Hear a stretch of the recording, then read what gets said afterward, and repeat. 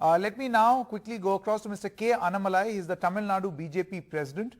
Thank you very much, Mr. Annamalai, for joining us. My first question to you is, what do you make of these comments by Mr. A. Raja? Thank you, sir. I would like to take this opportunity to give a brief history behind the context of the statement. We all know the similar statement was made by DMK politicians around 1960 to 65, when the Constitution of India brought the 16th Amendment to our Constitution based on the Committee of National Integration and Regionalism, based on which they said that speaking this kind of words or demanding a separate state will be a punishable offence, will be a seditious offence, and the party will be deregistered. The DMK changed its plank right from 1965 and 67 election. They fought a different plank. It's very unfortunate to see the same language being spoken by an honorable MP of the party in front of the honorable Chief Minister in a public function in Namakkal, Tamil Nadu. The same language, the same tone, the same tenor, which I believe is very, very unfortunate. And I believe whenever DMK is cornered, they always get back to this language, the North-South divide, and probably the case of autonomy. In this case, they have taken it up again. But in this case, I'm very happy. The people of Tamil Nadu were against it. The whole of the Tamil Nadu, Tamil-speaking population, they have roundly condemned Sri A. Rajaji's statement, his speech, across caste group, across region, different parts of Tamil Nadu. That's a very encouraging sign. Yes, sir. You think that comments like these will create a sense of discomfort on the ground, and these comments must be completely avoided?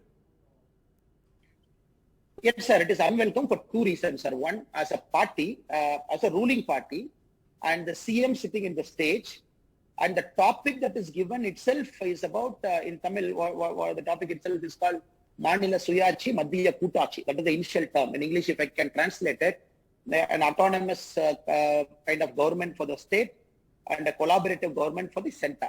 The topic itself was given by the CM to A. Raja to speak in that particular meeting. That is what A. Raja tells. That CM himself has given the topic, I'm speaking. That's how he starts his speech in Tamil. So that is unfortunate in the first part.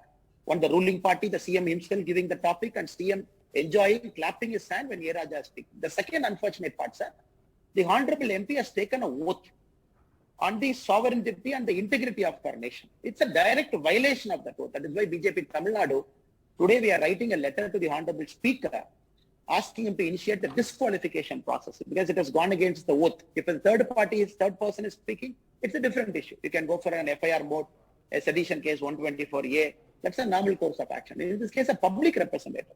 So it is unacceptable for two reasons, sir. One as a ruling party, second as a elected MP.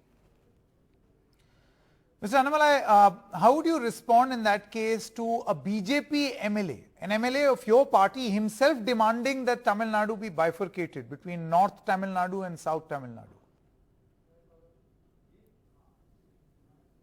One, it is not the BJP's official view, sir. BJP believes in a very united, strong, prosperous Tamil Nadu.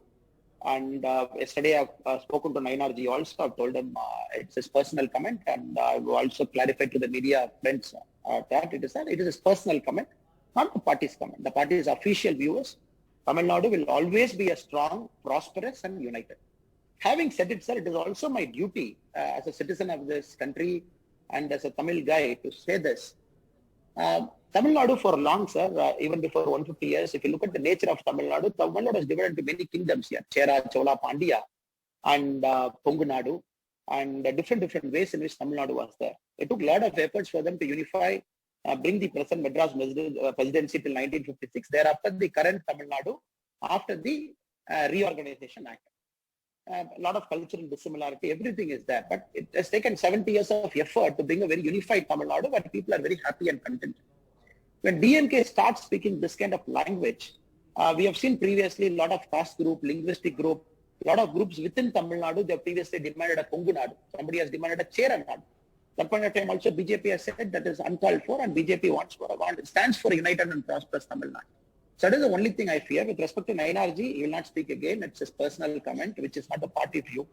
And being a responsible leader, he will observe to it, no doubt about that, sir. But having said that, when people like A. Raja, they speak this kind of language, it will snowball into a major controversy. Probably you and me can't control a third person talking about dividing Tamil Nadu. It is a Pandora's box they're opening, and I hope and pray that DMK itself would realize. Because if you look at it, sir, when 1963, when we brought the 16th Amendment, I would like to read what the then Law Minister, A.K. Senji, said. When this 13th Amendment was brought in, the DMK spokesperson opposed it. DMK spokesperson said that Mr. Manogaran in 1963 said in Parliament, this is uncalled for. Then the Law Minister through A.K. Sen said, this act was mainly that we want to appropriate powers for the government to impose restrictions against any individual or organization who want to make secession from India or disintegration of India as a political issue to fight elections.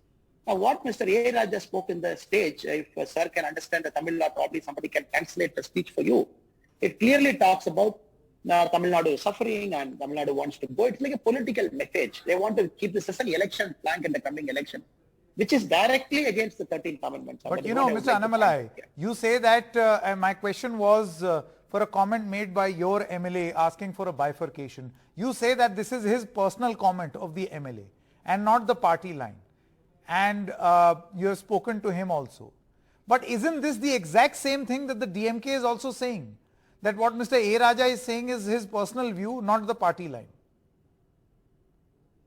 No, that question, sir. It's a good question. Now, if you look at it, sir, even before now, Telangana wanted a separate state, and which is absolutely okay within the constitution, within the Indian country.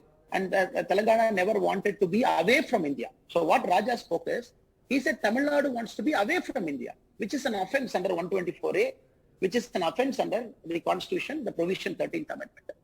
And even before, when Jharkhand, when Chhattisgarh got divided, people had this regional aspiration. They wanted smaller states. Maybe what Nainar Nagendran spoke is not the party's view, but having said it, you cannot equate that to A. Raja's statement, which is seditious in nature. What Nainarji has spoken has happened in Telangana, has happened in different parts of India, and it is not BJP's Tamil Nadu. That's a fact. I can clarify here, sir. But equating Nainarji's words to what A. Raja spoke and calling Nainar Nagendran as seditious in nature, we might not accept it, sir, because both are very different in context and what speech they have given, sir. Okay, my final question. You have repeatedly called Mr. A. Raja and his comments seditious. Am I to assume that you're calling him anti-national?